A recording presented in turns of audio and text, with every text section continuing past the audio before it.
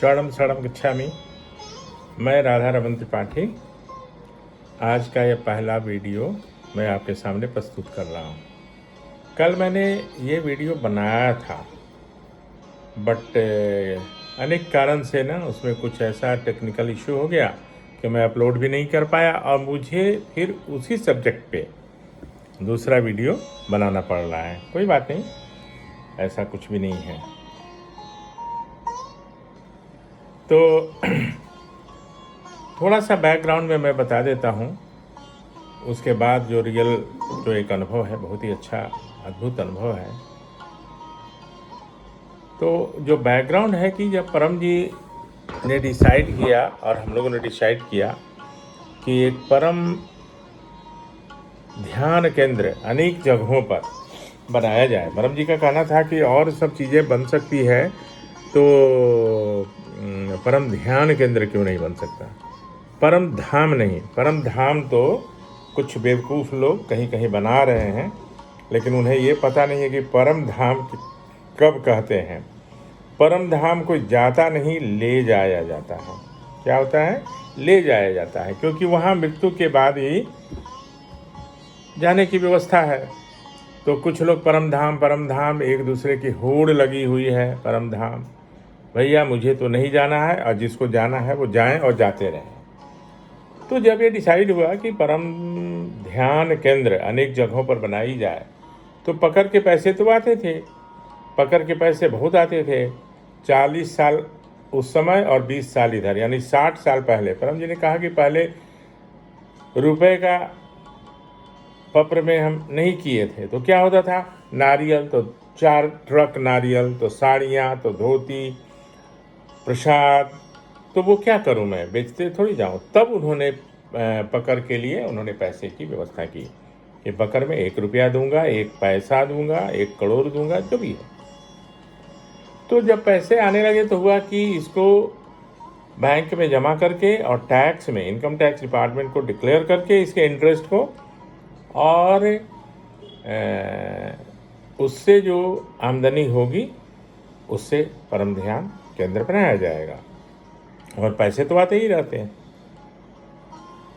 तो कुछ दुष्ट आयकर अधिकारी, कुछ बोल रहा हूँ, कुछ इसलिए बोल रहा हूँ कि अच्छे लोग भी हैं आयकर विभाग में, बहुत अच्छे लोग हैं, और दुष्ट कुछ ही लोग होते हैं। लेकिन क्या होते हैं कि एक दुष्ट जैसे 50 अच्छे लोगों को भी खराब कर देता है। तो उनकी नज़र जब परम जी के बैलेंस शीट पर पड़ी तो उन्होंने करोड़ों रुपया देखा। तो उसमें बहुत बड़ी मांग की, रिश्वत की, करोड़ों में, जो न परम जी देने वाले थे और ना मैं सलाह देने वाला था। परम जी उससे कई गुना उसको दे देते। अगर ऐसे बोलता है कि परम जी मुझे कुछ पैसे की ज़रूरत है तो वो दे देते, और लेकिन रिश्वत के लिए बताइए। फिर वो लोग पीछे पड़ गए और गलत आधार पर, गलत शर्त पे परम जी के 10 सालों का, 10 वर्षों का ITR स्क्रूटनी में किया। मुझे भी बहुत तंग किया, मुझे भी 60 लाख रुपया उन लोगों ने टैक्स लगाया। ये सब चीज़ें चल रही हैं और उजागर होंगी भी कोर्ट में भी। तो मैंने बहुत शिकायतें की, लेकिन आपको पता है कि दुष्ट लोगों को दुष्ट लोग ही मदद करते हैं, दुष्ट लोगों को दुष्ट लोग ही मदद करते हैं। तो कोई नहीं, आज तक वो मैटर चल रहा है और चलता रहेगा जब तक कि उन लोगों को दंड ना मिल जाए। मेरे पास पर्याप्त सबूत हैं, सफिशिएंट। मैंने काफ़ी मेहनत करी है और मेरे पास RTI के अंतर्गत उनके विभाग से ही इतनी सूचना दी गई है, जिससे ये साबित होता है कि वो लोग दोषी हैं बहुत अच्छे तरीके से। और हसमुख अधिया जी जो थे रेवेन्यू सेक्रेटरी, उन्होंने इसको पर्सनल कॉग्निजेंस लिया और मुझे भी पत्र लिखा। रांची के उस समय के तत्कालीन चीफ कमिश्नर को भी उन्होंने पत्र लिखा कि मिस्टर त्रिपाठी को बुलाया जाए और चैम्बर में सारा उनका शिकायत सुना जाए। उसने बुलाया तो, लेकिन वो स्वयं इतना भ्रष्ट था और लोगों को डरा धमका कर अपने फेवर में वो रिपोर्ट मंगवाया। और ऐसा होता ही है, ऐसा ही होता है। विभागीय लोग ऊपर के अधिकारी के अगेंस्ट में कुछ जाते नहीं है, बहुत कम लोगों की हिम्मत होती है। तो उसने गलत रिपोर्ट्स भेजे। तो ये सब 24 मई 2018 की बात थी। और इंद्रनील भी हमारे साथ रहते थे, जो मेरे सहयोगी वकील थे, हैं मतलब अब अभी मेरे साथ नहीं है, बट वो अपना स्वयं का काम कर रहे हैं, क्योंकि मैं मुंबई में हूँ, वो बोकारो में काम कर रहे हैं। क्या हुआ कि मैं उनको बोलते रहता था कि इंद्रनील ऐसा है, परम जी की कृपा की देखो, जब भी हमारी गाड़ी ख़राब होती है तो ऐसे जगह में होती है जहाँ कोई ना कोई मिल जाता है। पंचर वहीं होता है जहाँ पंचर बनाने वाला होता है। तो बोला कि अच्छी बात है। तो उस समय प्रत्येक सप्ताह जमशेदपुर जाना पड़ता था। उस समय वहाँ कमिश्नर अपील बैठते थे। कमिश्नर अपील वहाँ बैठते थे तो अनेक सालों का कुछ न कुछ होता ही रहता था। कभी सबमिशन देने जाना है, कभी बहस में जाना है। तो हम लोग शाम को लौट रहे थे। जमशेदपुर से बोकारो की दूरी 140-50 किलोमीटर है, लेकिन एक जगह है 25 किलोमीटर के बाद चांडिल। चांडिल और बलरामपुर के बीच में बहुत ही उपद्रवी तत्व हैं, और वो कील फेंक देंगे, आपका टायर पंचर कर देंगे, आपको लूट लेंगे, ये सब करते रहते हैं। उस दिन हमारे साथ भी यही हुआ। मैं गाड़ी चला रहा था, इंद्रनील हमारे बगल में बैठे थे, तो मेरी गाड़ी पंचर हो गई। तो इंद्रनील ने कहा कि सर, आज तो गाड़ी ऐसी जगह में हुई जहाँ कोई नहीं है। हम कि नहीं, बिल्कुल राइट साइड में देखो। और एकदम हमारे दाहिनी तरफ एक दुकान थी। तो हम लोग गाड़ी से उतरे और उनको बोले कि देखिए पंचर हो गया है। तो उसने कहा कि सर सब तो ठीक है, लेकिन मेरे पास जैक नहीं है। जैक मतलब जो गाड़ी को उठाता है और उसके बाद टायर को खोला जाता है। फिर मेरी डिक्की में देखा गया, मेरे में तो कोई निकाल लिया था मेरा भी। अब ये बहुत बड़ी समस्या हो गई। तो वो बोला कि दुकान वाला बोला कि ये जो है 1 किलोमीटर आगे ये है दुकान, लेकिन 1 किलोमीटर जाएंगे कैसे? एक तो शाम हो गई थी, अंधेरा हो गया था और जाने की कोई स्थिति नहीं थी। तो